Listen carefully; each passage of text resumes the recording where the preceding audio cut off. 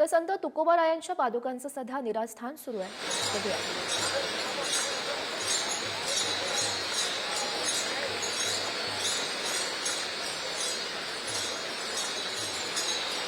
हे दृश्य आपण सध्या बघू शकतो। संत तुकाराम महाराज यांच्या पादुकांचं सध्या निरास्थान केलं जात आहे। मोठ्या संख्येने वारकरी यांची उपस्थिती आहे।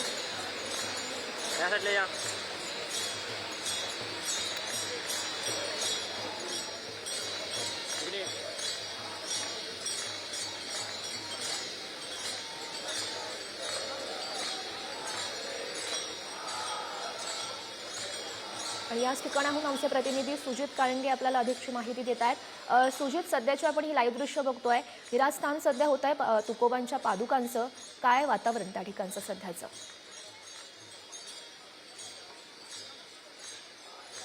तर काही तांत्रिक कारणास्तव सुजित यांच्यापर्यंत आपला आवाज पोहोचत नाही, मात्र सध्याची आपण ही लाईव्ह दृश्य बघतोय। इंदापूरमधली ही दृश्य आहेत। तुकोबा महाराज यांच्या पादुकांचं निरास्थान केलं जात आहे आणि ही मोठी गर्दी खरं तर या दरम्यान जमलेली आहे। निरास्थानला विशेष महत्त्व असतं, मोठ्या संख्येनं वारकरी यामध्ये जमतात आणि हे इंदापूरमध्ये सध्या तुकोबा महाराज यांच्या पादुकांचं निरास्थान केलं जात आहे। आज खरं तर पुन्हा एकदा मी सुजित यांच्याकडे जाते। सुजित, माझा आवाज येतोय? गौरी, खरं तर हे निरास्थान हे प्रचंड महत्वाचं मानलं जातं। एका विशिष्ट वर्ग म्हणजे नेहमीच प्रत्येक वर्षी जगद्गुरू संत तुकाराम महाराजांच्या पादुका जेव्हा सोलापूरमध्ये प्रवेश करत असतात, ते सोलापूरमध्ये प्रवेश करत असताना सगळ्यात पहिलं महत्वाचं जे असतं ते निरास्थान असतं। कारण या ठिकाणी हा जो निरेचा जो प्रवाह आहे, गेले कित्येक वर्षांपासून या ठिकाणी जगद्गुरू संत तुकाराम महाराजांच्या पादुका पाहण्यासाठी प्रचंड मोठा जनसमुदाय, प्रचंड मोठा वर्ग एकत्र असतो। पूर्वीच्या काळामध्ये इकडं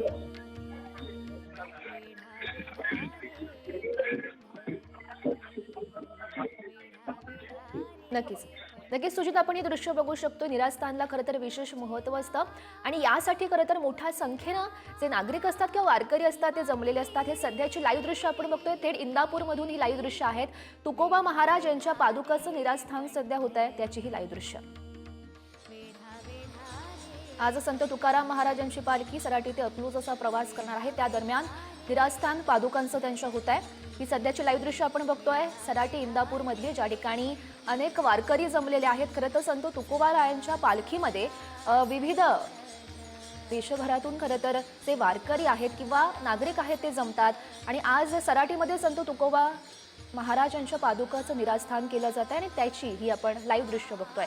अगदी भक्तिमय वातावरणात वारकरी जमलेले आहेत, सोबतच इंदापूरकर सुद्धा जमलेले आहेत। कारण निरास्थानला एक विशेष महत्त्व असतं आणि ते पाहण्यासाठी, त्याचं दर्शन घेण्यासाठी वारकरी किंवा नागरिकांमध्ये एक उत्सुकता असते आणि त्याचंच दर्शन घेण्यासाठी मोठ्या संख्येनं हे वारकरी जमलेले आहेत, नागरिक जमलेले आहेत। ही आपण थेट लाईव्ह दृश्य बघू शकतोय।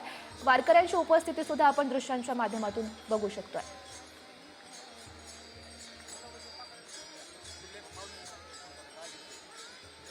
तर संत तुकोबा महाराजांच्या पादुकाचं निरास्थान केलं जात आहे, हे दृश्य आपण बघू शकतोय। मोठ्या संख्येनं सराटीमध्ये वारकरी जमलेले आहेत। पुन्हा एकदा मी सुजित काळंगे यांच्याकडे जाते।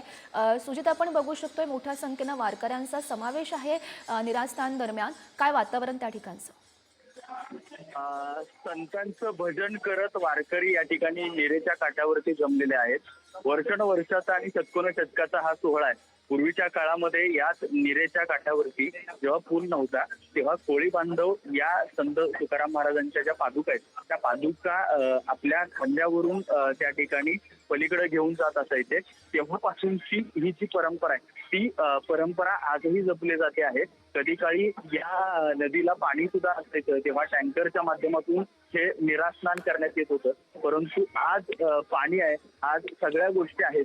आज वारकऱ्यांचा प्रचंड मोठा वर्ग हा सुद्धा जगद्गुरू संत तुकाराम महाराजांच्या सोबत आहे। म्हणजे तुका पाया लागे दान समुदाय मागे, हे ज्या पद्धतीनं म्हटलं जातं, त्या पद्धतीनं समुदायाचं दान जगद्गुरू तुकाराम महाराजांच्या अगदी आजही सोबत असलेलं आपल्याला पाहायला मिळतंय। आणि निराभिवरा पंचवृत्ती हे ज्या पद्धतीनं म्हटलं जातं की निरेची आणि भिवरीची ज्या पद्धतीनं एक कृपादृष्टी असावी लागते। नक्कीच सुजित, खरं तर तोच उत्साह आपण वारकऱ्यांमध्ये बघू शकतोय। धन्यवाद दिलेल्या सविस्तर माहितीसाठी।